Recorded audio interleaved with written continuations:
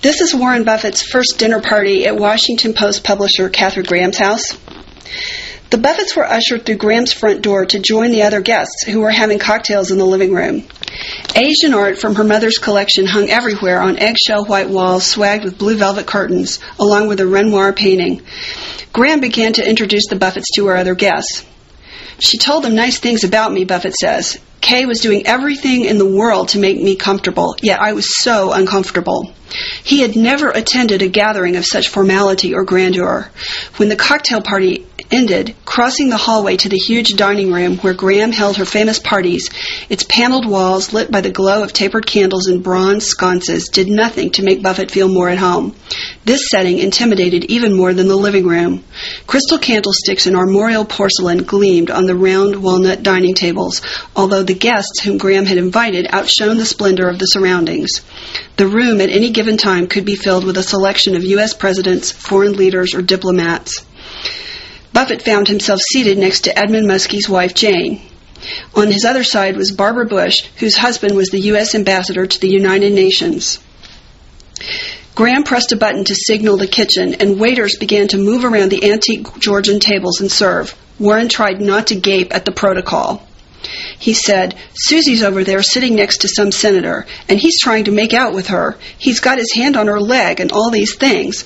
But me, I'm dying, because I don't know what to talk to all these people about. Barbara Bush could not have been nicer. She could see how ill at ease I was."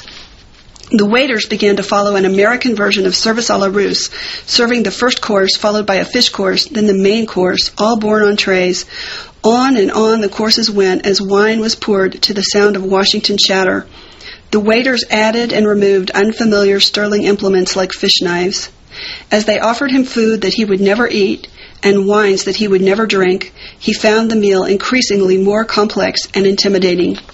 Graham's other guests were relaxed and comfortable, but by the time dessert was served, Buffett was thoroughly cowed. Then came coffee he did not drink.